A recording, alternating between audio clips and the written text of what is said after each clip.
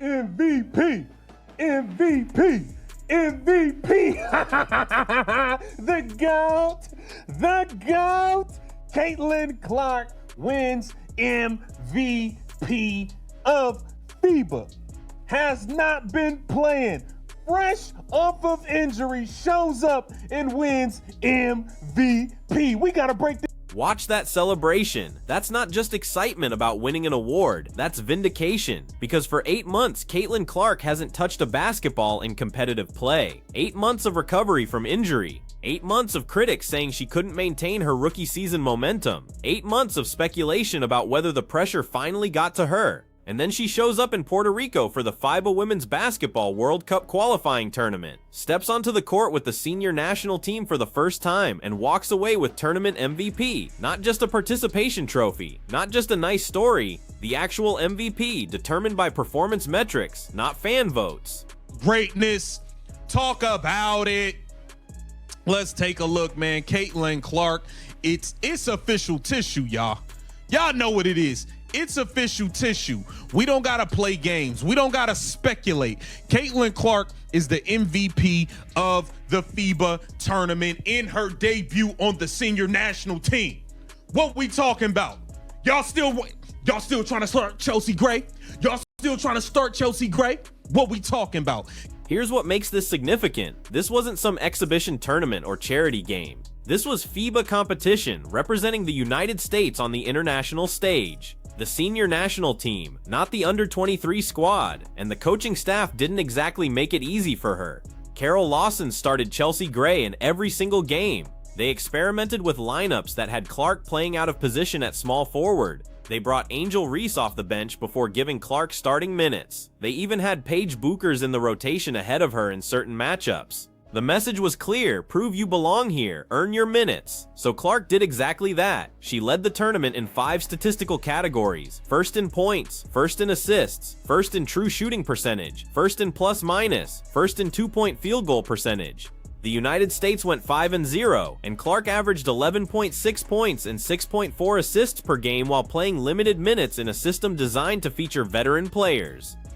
You see here, standing in front of us, and Pardon. And the TISO MVP of the tournament is none other than Miss Caitlin Clark. It's undeniable the impact she's made on women's basketball, and here in Puerto Rico had quite the showing. Her debut with the senior team, the double-double with both points and assists. Yeah. And in her senior debut, she wins the TISO MVP at the FIBA Women's Basketball World Cup qualifying tournament here in Puerto Rico. Now let's talk about what this performance actually means, because the numbers only tell part of the story. Clark hasn't played organized basketball since May 2024. That's when the ankle injury happened during the WNBA playoffs, forcing her to miss the remainder of the postseason and all of the overseas leagues that other players used to stay sharp during the offseason.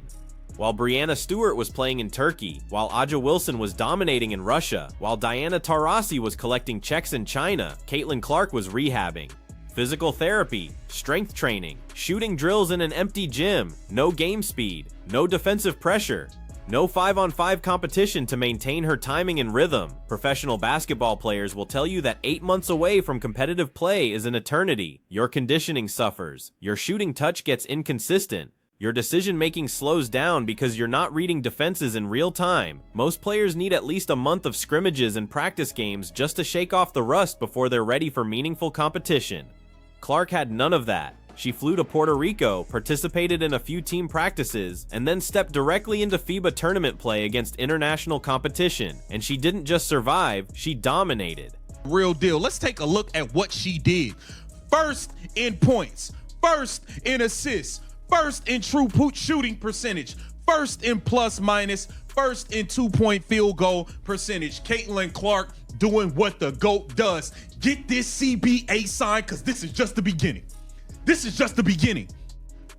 We gonna kick a lot of you know what. We kicking ass and taking names this season. We taking names this season. Caitlin Clark is going for Watch that three-pointer. Nothing but net from about 28 feet. That's the shot that everyone remembers from her college days at Iowa. The deep range that made her appointment television. But here's what's different. She's doing it against professional defenders who've been playing continuously for months while she was rehabbing an ankle injury. The confidence required to pull that trigger after 8 months away from competition is remarkable. Most players in that situation would be tentative, looking to pass first, trying to ease back into game rhythm. Clark came out firing like she never left. That's not just skill, that's mental fortitude, and the coaching staff noticed.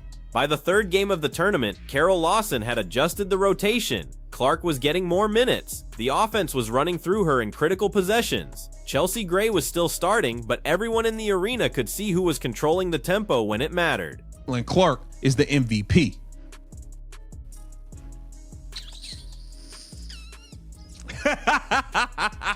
This is why they don't like us, y'all. We get to talking like this. This is why all the CC haters hate us. This is why they say we are bad for the game and all. The CBA negotiations are happening right now as we speak. Alexa Philippou reported that both sides are at about the 100-hour mark of marathon talks, meeting for the 8th consecutive evening trying to hammer out a new collective bargaining agreement. And timing matters here because what Caitlin Clark just did in Puerto Rico completely changes her leverage position. Think about it from the league's perspective. They need this deal signed before the 2025 season starts. They need to announce the salary cap, finalize the revenue sharing structure, settle the expansion draft rules. And they need to do all of that, knowing that their biggest star just proved she can dominate after 8 months of inactivity. Clark's rookie contract pays her $76,535 per year. That's the WNBA base salary for a first overall pick. Meanwhile, she's generating millions in ticket sales, merchandise revenue, and television ratings. Her games averaged 3.2 million viewers during her rookie season, compared to the league average of 650,000 viewers for games she didn't play in. Talks. Both sides are meeting this evening, the 8th in a row, as they work toward a new agreement. Now, we need this agreement signed ASAP. ASAP like Rocky. Let's get it done. Okay, we're going to keep this momentum going. We about to tear y'all up this WNBA season. I'm telling you, I'm looking forward to all the teams, though. I cannot wait. Here's where the FIBA MVP changes everything. Before Puerto Rico, you could argue that Clark's rookie season was an anomaly. Maybe the hype was manufactured. Maybe the ratings were just curiosity from casual fans who wouldn't stick around. Maybe she couldn't perform without the Iowa system and her college teammates. The FIBA tournament eliminated every single one of those arguments. She performed in a different system with different teammates, under different coaching, after 8 months away from competition on the international stage. And she didn't just participate, she won MVP. That's not hype, that's not media creation, that's not fan voting or social media campaigns. That's FIBA officials watching every game, analyzing every statistical category, and determining that Caitlin Clark was the most valuable player in the entire tournament. You can't argue with that. You can't diminish it. You can't claim it's manufactured. Let's take a look at the man. Listen. I don't even want to take a look at nothing else. Sign the CBA. Caitlin Clark is the MVP. Okay? They tried to hold her back. They tried to hold her down. You can't stop God's work. It was written. She's the chosen one. Okay? And that's just what it is, man. Caitlin Clark in her senior debut winning the MVP. How about it? How about it? Get down in the comments and let me know what you think. This Keep the Vision. Make sure. Now let's talk about what happens next, because this F.I. Bieber performance sets up the 2025 WNBA season in a fascinating way. The Indiana Fever have a new head coach in Stephanie White, who replaced Christy Sides after the team's playoff exit. White is a former WNBA player and coach with a reputation for offensive innovation and player development. The question is whether White will have the courage to build the entire system around Clark from day one, or whether she'll try to balance egos and playing time like Carol Lawson did in Puerto Rico. Because here's what we learned from the FIBA tournament: when you give Caitlin Clark the ball and let her operate, good things happen. When you try to force her into a supporting role or experiment with lineups that don't maximize her strengths, you're wasting everyone's time.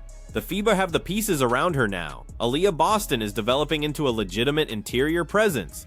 Kelsey Mitchell provides secondary scoring on the perimeter. Nalissa Smith gives them versatility at the 4. The roster is better than it was during Clark's rookie season, when they started 1-8 and looked completely lost for the first 2 months.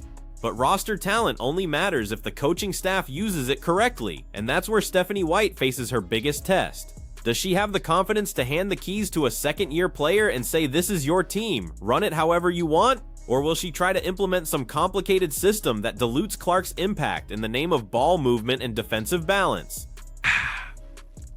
The haters are furious right now. You can see it all over social media. The same people who spent Clark's rookie season claiming she was overrated, claiming the media attention was undeserved, claiming she only succeeded because of favorable officiating or weak competition.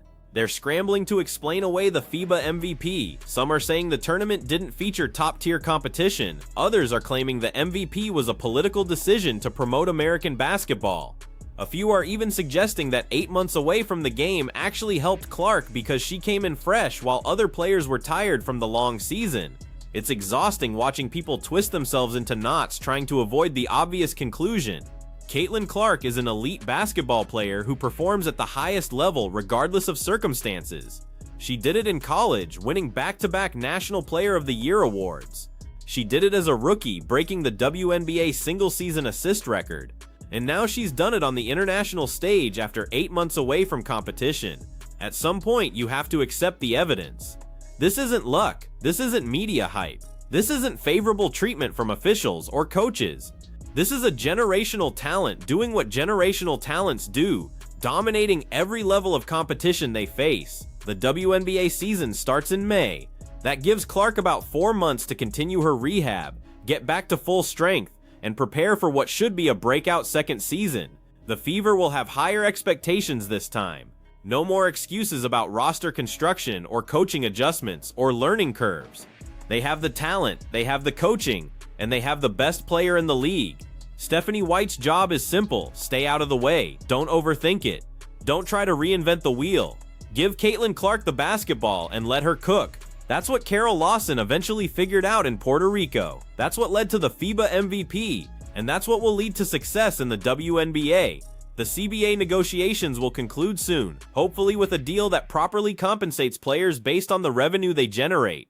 The 2025 season will begin with renewed excitement and higher television ratings. And Caitlin Clark will continue proving that she's exactly what everyone said she was, the face of women's basketball. So here's my question for you. What does Clark need to accomplish in the 2025 WNBA season to win league MVP?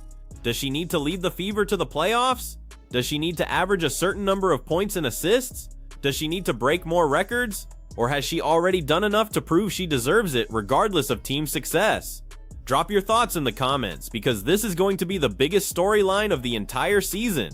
And if you're not subscribed yet, hit that button now, because we're covering every single development as it happens.